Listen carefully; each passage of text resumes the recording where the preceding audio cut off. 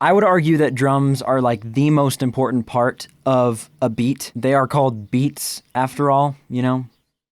Beats. So rhythm is very important, especially if we're talking about lo-fi hip-hop beats or just hip-hop beats in general. And it's really important to get those right because if you don't, you risk your track sounding really weak, really thin. It doesn't get people bopping their heads. Now, this video is going to be specializing in more lo-fi hip-hop, but you can take some of these techniques to maybe fatten up your drums, make them sound a little bit dirtier, make them sound a little more exciting, a little more interesting. I'm personally a huge fan of like really dark, gritty, crunchy drums. It's just a sound that I've been really attracted to ever since I got into music. So I feel like I have a good amount of knowledge on how to get your drums to sound that way. Anyway, let's hop right into it.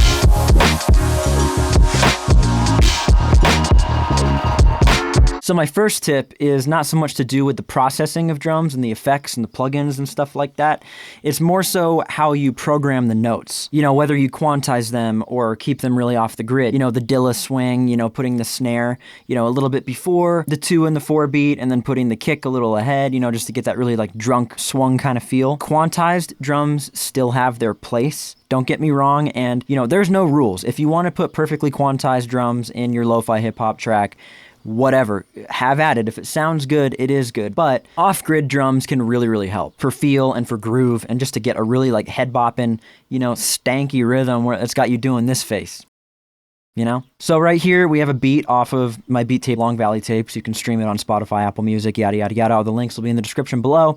But we have a beat off of my beat tape here called Miracle. This is where I played the drums in, is this MIDI track right here. As you can see, all these notes are super off-grid. They're super sloppy. And I played these in on my MIDI keyboard. I didn't quantize them at all. Let's go ahead and listen to what those sound like just by themselves.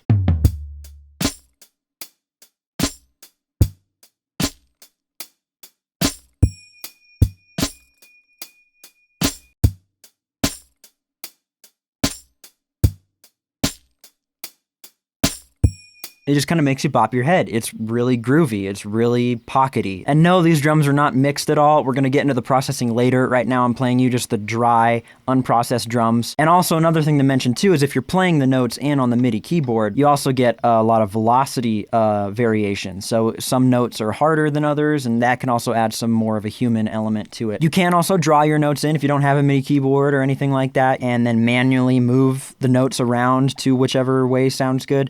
It is a lot more tedious, but you know, of course you can do that too. And here's one more beat off my beat tape called Slapped. And this one's kind of a hybrid. I think the kick and the hi-hat I actually played in on the MIDI keyboard, but the snares I drew in. As you can see, I have the snare coming a little bit before the grid point here, and then I have these open hi-hats that are right on the grid. If you mix kind of live and computerized elements together, that can still give a really nice, groovy sound.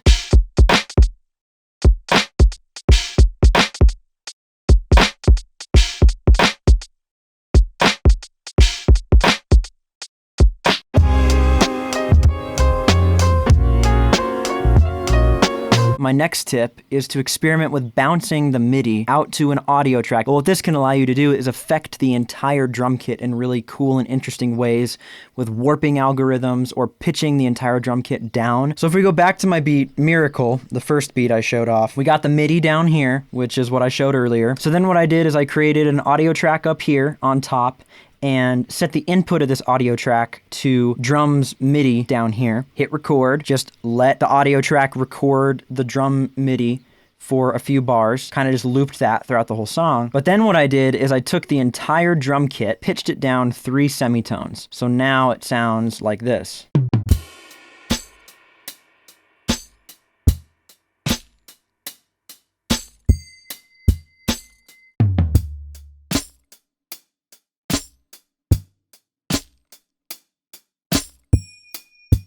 And as you can hear, that already makes things sound a little bit fatter, a little bit girthier, if you will. I don't really like that word, but I mean, that's what it does. Did the same thing in my beat piano, pitched the audio down 1 semitone. So not a huge difference, but just something to make it a little bit darker.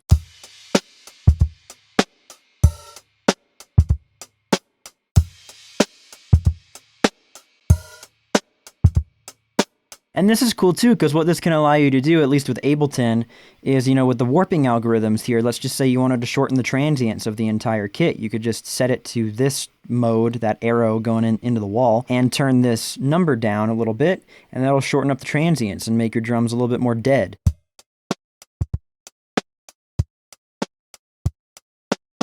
Could also time stretch your drums. That's also kind of a fun thing to do. We'll time stretch the drums just a bunch here, set the warping algorithm to complex, and now you get some kind of weird textures.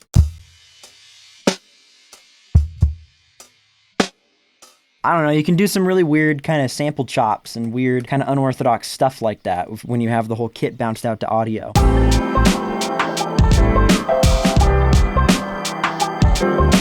Your drums are still sounding a little bit thin. They still might be lacking that punch and stuff that you want, and that's where effects come in. So with my Beat piano, what I did here is I added a pretty healthy amount of gnarly processing. So what I have here first is I have this RX 950 classic audio to digital converter plugin.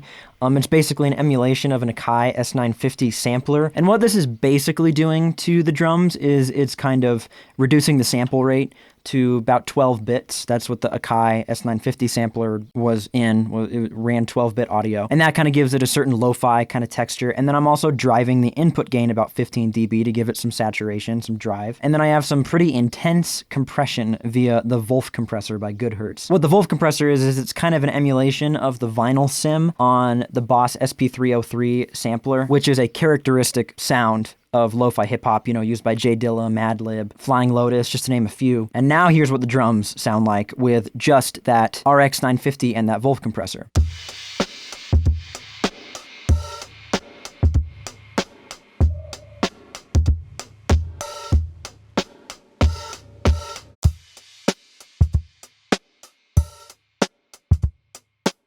So if you don't have Wolf compressor, if you don't have the RX 950, you can emulate this with stock Ableton stuff as well. To emulate the RX 950 sampler, you could just grab an Ableton Redux, turn on the bit reduction to 12, apply a little bit of resonant filtering, maybe, around 12K. And then if you're an Ableton user, grab yourself this free Boss SP303 vinyl sim emulation, which again is more or less what the Wolf compressor is doing. This uses all stock Ableton plugins. I think it's compatible with Ableton 11 and Ableton 10, which is what I'm using. I'll put a link to it in the description or on the side. We'll do a little bit of a before and after with the RX 950 and the Wolf compressor and the stock stuff.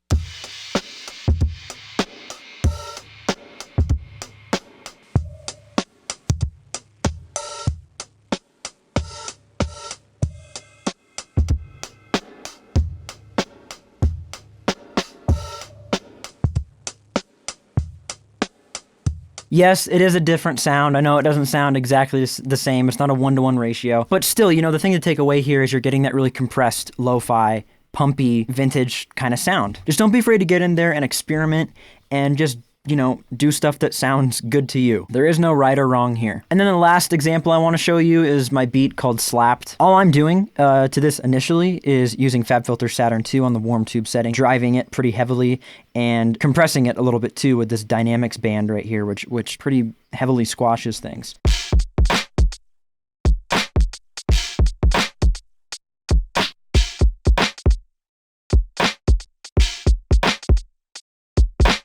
To recreate that with stock Ableton effects, I took an EQ8, did a little bit of a high shelf at 5K, did some pretty aggressive parallel compression with the glue compressor here at about 50%, added some dynamic tube. These are the settings. I'm driving it pretty heavily, bringing the tone down a little bit, bringing the bias up. I'm using the A tube, and then I'm driving all that into a little bit of limiting just to bring some of those peaks down.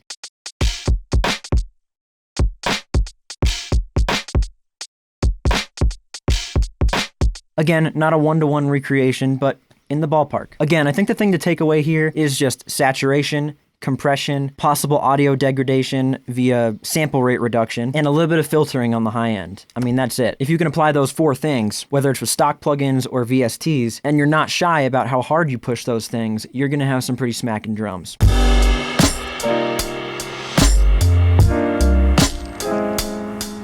So So here we have my track Miracle again. I have all of my instruments. You know, I have like a little synth pad here. I have some little ear candy stuff, like some vocal yells. I have like some guitar stuff. But I have all of those elements grouped together right here on this, and I named it Heavy Sidechain, SC for short. And I have a sidechain compressor here. It's just a regular stock compressor set to the sidechain function.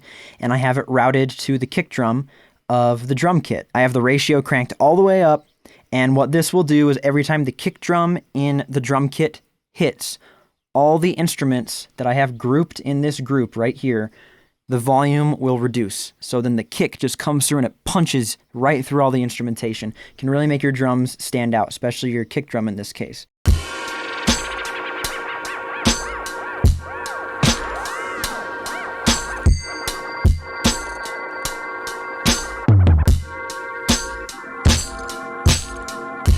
But something I like to do to take this one step further is to sidechain the instrumentation to the entire drum kit. So every time the kick hits, every time the snare hits, every time the hi-hat hits, every time the toms hit, every time any drum hits, the instrumentation ducks. And this is something that I don't do that often, admittedly. It's something I did for Miracle for this beat, and it just worked. It gave it that really cool, pumpy, kind of lo-fi sound.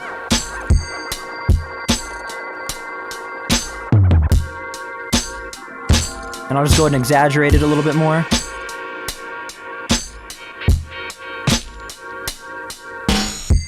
I mean, you hear what that's doing. The hi-hat is triggering a lot of that ducking.